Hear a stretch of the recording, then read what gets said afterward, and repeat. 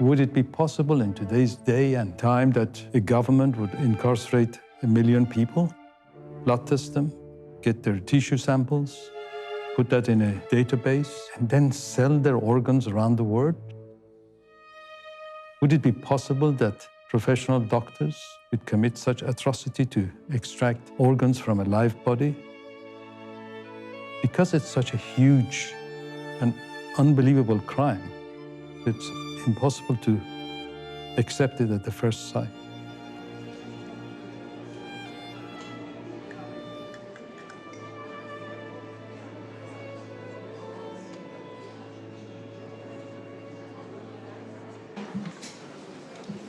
Please rise. China Tribunal, final sitting. Sir Geoffrey Nice, QC, and Chair. Please be seated. Good morning, ladies and gentlemen. This is the judgment of the tribunal. For over a decade, the People's Republic of China has stood publicly accused of acts of cruelty and wickedness that match the cruelty and wickedness of medieval torturers and executioners. The China Tribunal is being led by Sir Geoffrey Nice, QC, world-leading expert on genocide, crimes against humanity. He agreed to establish an independent tribunal with a number of other distinguished colleagues and to shine a light on a very dark place. It should be made clear that it gives the tribunal no pleasure to reach this conclusion, to which it is driven by evidence and the application of reason and logic, together with its appraisal of witnesses who gave evidence. Over 50 witnesses testified. Ms. Yang, is this your statement? 杨女士，这个是不是您的证词？是。 Yes. Are you going to give your evidence in English or in Chinese? 我说中文吧。 In Chinese. Ask you to remember that it is very important to tell the truth, the whole truth, and nothing but the truth. Thank you. 28 were fact witnesses, and the rest were experts and investigators.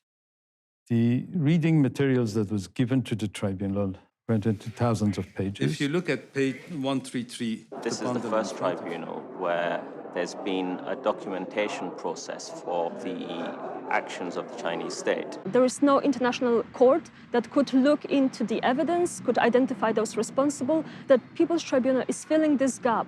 People's Tribunal are set up to investigate, in particular, the massive crimes that committed by states or state organs, which are not, for one reason or another, handled by either United Nations or other international bodies who could have handled it. The conclusion shows that very many people have died indescribably hideous deaths for no reason, that more may suffer in similar ways, and that all of us live on a planet where extreme wickedness may be found in the power of those, for the time being, running a country with one of the oldest civilizations known to modern man, which ideally we should be able to respect, and from which we should be able to learn.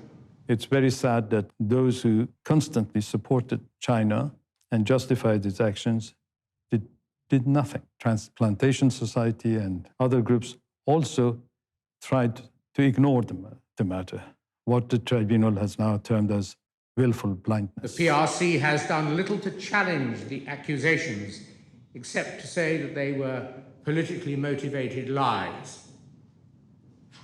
And governments around the world and international organizations, all required to protect the rights of mankind, have expressed doubt as to the accusation, thereby justifying their doing nothing to save those who were in due course, it is said, to be killed to order. So many people are unnecessarily afraid of China and kowtow to China, and so few people are prepared to speak up boldly. You look at the UN, they target certain countries. China seems to always get off. The Chinese government were given the opportunity at every stage to appear as witnesses, and they failed to produce evidence or witnesses. China has taken much more aggressive, assertive actions to prevent any information being known about, and that's an escalating trend. What this tribunal did is said not only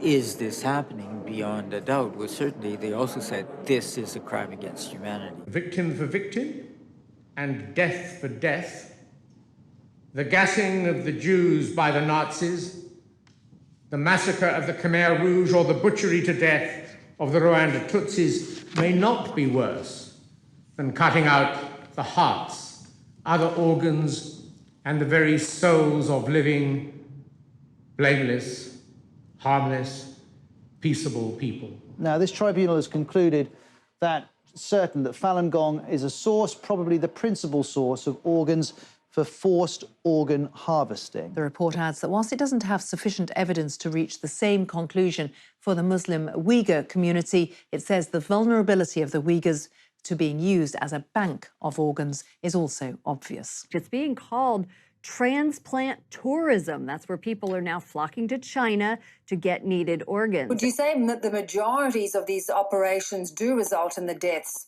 of people? They all result in the death of people. Like, for example, we all know about somebody going and buying a kidney in a back street somewhere in a poor country. The fact is, in China, they take both kidneys and other organs as well. So nobody survives these organ transplants because they, as I say, they're dead after all of their organs are removed.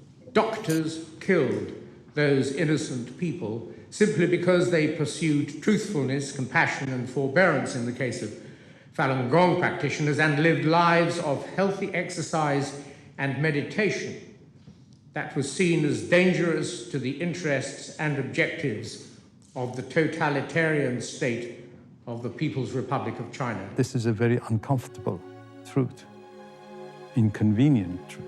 China needs to stop what they're doing. Where else in the world can you go and get an organ within 2 weeks? I hope today no one can turn around to pretend that they don't know this is happening. It's important that we never lose sight of the human side of this story. I hope this judgment will awaken some consciousness from Chinese surgeons. There's lots of important decisions that we need to make as a transplant community as to how we take this judgment forward. The tribunal concluded with this very powerful statement about any government, any entity, any individual dealing with the Chinese Communist Party state is in effect dealing with a criminal state. They actually single out China as a criminal state. And I think nothing will be the same after this. Any who interact in any substantial way with the PRC, including doctors and medical institutions, industry and businesses, most specifically airlines, travel companies, financial services businesses, law firms, pharmaceutical insurance companies, together with individual tourists, educational establishments, and art establishments, should now recognize that they are, to the extent revealed in this judgment, interacting with a criminal state. We will rise.